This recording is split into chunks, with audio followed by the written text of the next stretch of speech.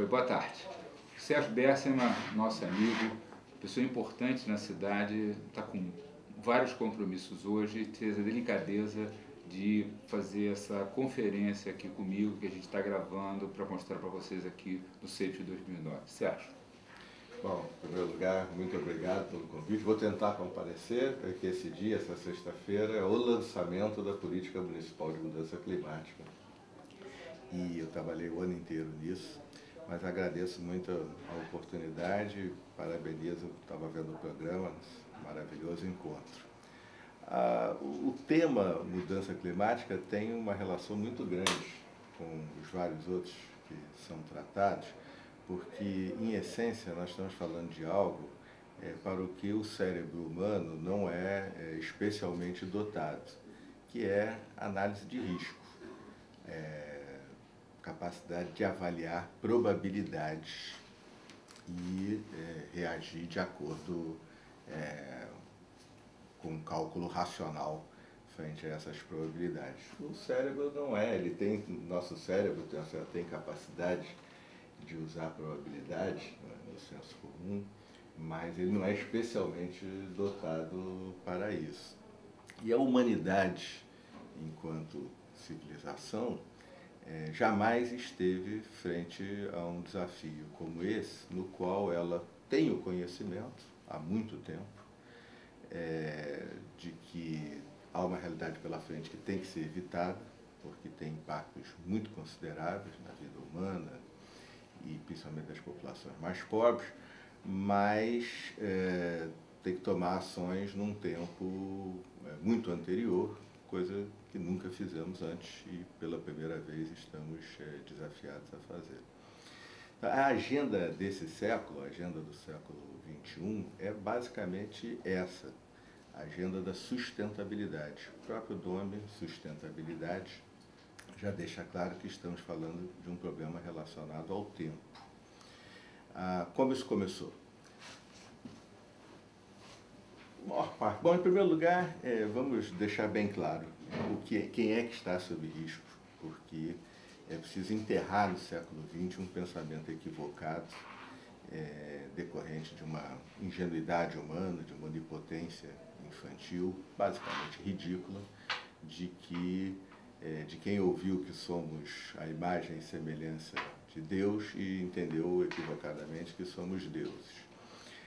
Quem está sob risco não é o planeta, não é a natureza, não é o ambiente, como se diz, a ideia de salvar o planeta, salvar a natureza, de agirmos como humanos para proteger o meio ambiente ameaçado, é uma bobagem científica e politicamente equivocado também. Não é este o problema.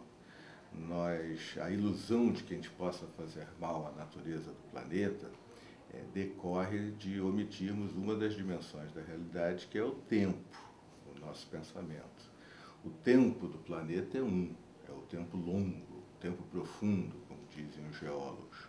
O nosso tempo é outro. Nós vivemos 80 anos, graças ao esforço dos pós-doutores, esperamos que isso se amplie. Jesus Cristo esteve aqui há 2.000 anos, a civilização tem 7.000 anos, a agricultura 11.000. O primeiro bebê que nasceu devidamente educado estaria sentado pensando, concordo, discordo, nasceu há 200.000 anos.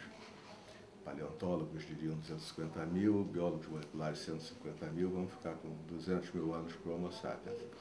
O tempo da natureza é outro. A vida está aqui há 3 bilhões e 600 milhões de anos. A vida pluricelular, essa maravilhosa biodiversidade que amamos, está aqui há 600 e tantos milhões de anos. Você está empurrando para mais perto dos 700, desde a explosão do pré-cambriano. Se fosse um relógio de 24 horas projetado numa parede, nós chegamos aqui no último minuto. Nas 23 horas e 59 minutos anteriores, o planeta já passou por problemas incomensuravelmente maiores do que qualquer coisa que a gente possa não só fazer hoje em dia, como imaginar fazer algum dia. desse jeito que damos nome às eras geológicas. Paleozoico, quer dizer, era da vida antiga. Acabou, apocalipse, catástrofe, a humanidade não teria nenhuma chance de sobreviver. Veio o Mesozoico, era da vida média. Mesma coisa. Veio o Cenozoico, era da vida recente. Nós somos a última camadinha do Cenozoico. Se continuarmos a estragar muito a natureza do nosso tempo, essa natureza a qual pertencemos e da qual dependemos, o pior que pode acontecer é a natureza se livrar de nós.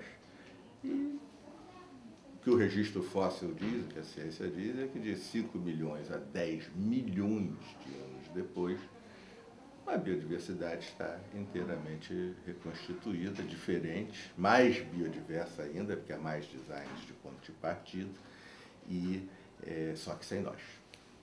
De modo que quem tem um problema não é a natureza, não é o planeta, quem tem um problema é a humanidade. E, especialmente, os mais vulneráveis dentro da humanidade, que são as populações mais pobres do planeta.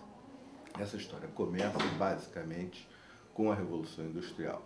A partir dela, com a explosão da economia de mercado, do capitalismo, da ciência, da tecnologia, os impactos ambientais dos humanos começam a aumentar. De um lado, essa explosão de apenas 300 anos, aproximadamente, nos salvou. Nós vivemos muito mais, vivemos 80 anos, as mulheres que há apenas 100 anos, todas, na média, teriam filhos e assistiriam filhos morrerem, se livraram dessa tragédia. O sofrimento, a dor decorrente das doenças diminuiu consideravelmente, mas, junto com todo esse avanço, esse progresso, essa melhoria, essa libertação na vida dos humanos, os impactos ambientais foram se agravando. Inicialmente locais, o Rio Tâmisa, o ar da cidade de Londres, a Baía de Guanabara. Com o tempo, o crescimento da população e o aumento do impacto ambiental, regionais. Todo um bioma, toda a Mata Atlântica, que tinha quase o tamanho da Amazônia, destruído. Toda uma bacia hidrográfica. Florestas do Canadá corroídas por chuva ácida que vem da Europa Ocidental. Mais de 40, 50, 40, 30 anos para cá, há um fenômeno novo. Agressões ecossistêmicas globais. A população cresceu o suficiente, e a economia também, para que o ecossistema do planeta esteja sendo agredido de uma forma indiferenciada. Há muitas formas de listar essas agressões globais. Um belíssimo livro que eu recomendo, O Colapso, do geógrafo Jared Diamond,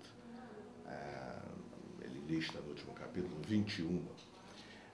Eu prefiro a taxonomia mais simples de 6 agressões globais: desertificação e perda de qualidade dos solos, o buraco da camada de ozônio, a degradação dos oceanos, que estão ficando mais ácidos, o conjunto dos oceanos está ficando mais ácido, a acidificação dos oceanos, a crise de recursos hídricos, a escassez de água doce. Nós estamos pressionando muito os recursos hídricos, tanto pelo lado da demanda, porque toda e qualquer ampliação de consumo significa um aumento quase exponencial do consumo de água. E são chineses comem mais carne, água. Brasileiros usam mais celulares, água.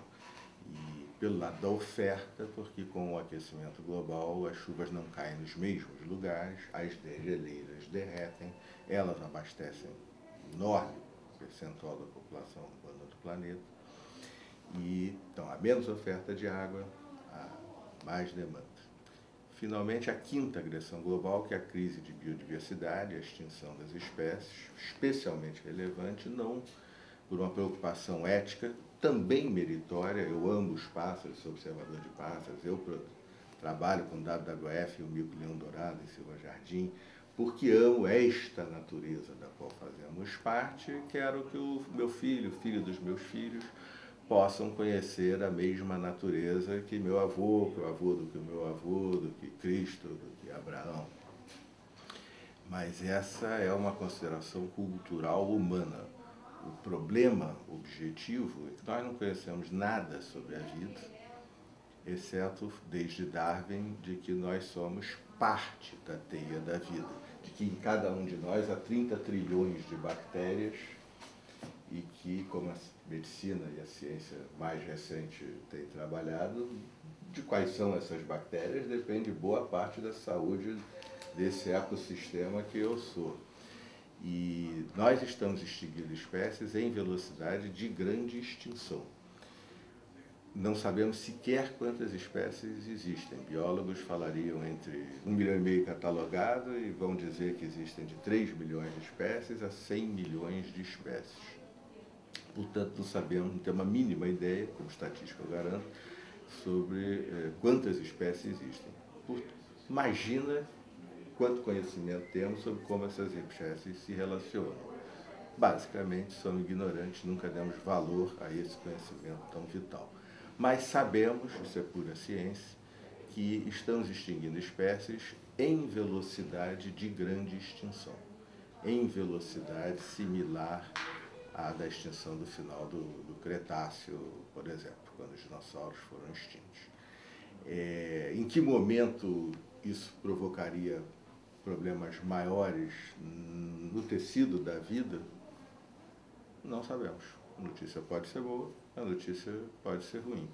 Ninguém do senso comum ou nos negócios trabalha com esse tipo de taxa de risco, mas é assim que nós, a humanidade, estamos nos portando hoje. E, finalmente, a sexta agressão ecossistêmica global, que é a mudança climática. A emissão de gases de efeito estufa da Revolução Industrial para cá, quando ingressamos na civilização dos combustíveis fósseis. O conhecimento sobre isso data do século XIX. O planeta é mantido numa temperatura adequada à vida por gases relativamente raros na atmosfera, mas que absorvem calor ou refletem de volta calor que o planeta estaria jogando, refletindo para o espaço.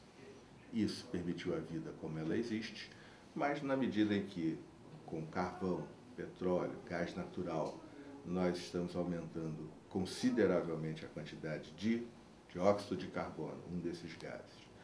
Com a agricultura, somente de arroz, mas gado e muitos outros, de metano, que é outro e muito potente gás de efeito estufa. E assim com muitos outros gases, a atmosfera do planeta passou a absorver ou reter ou refletir de volta mais calor do que antes da Revolução Industrial, e isso, com o crescimento da população e com o aumento das emissões de gases, é uma curva muito inclinada, a segunda derivada é muito acentuada, estamos aquecendo muito rapidamente o planeta.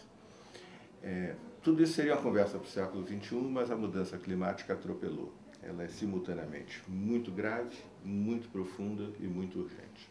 Grave porque seus impactos são extraordinários. Há perdas em infraestrutura da ordem de trilhões de dólares com a elevação do nível dos mares, com secas, inundações, furacões, eventos climáticos extremos que se tornarão bem mais frequentes e mais intensos, com perda de produtividade agrícola. Há um aumento muito grande da vulnerabilidade social.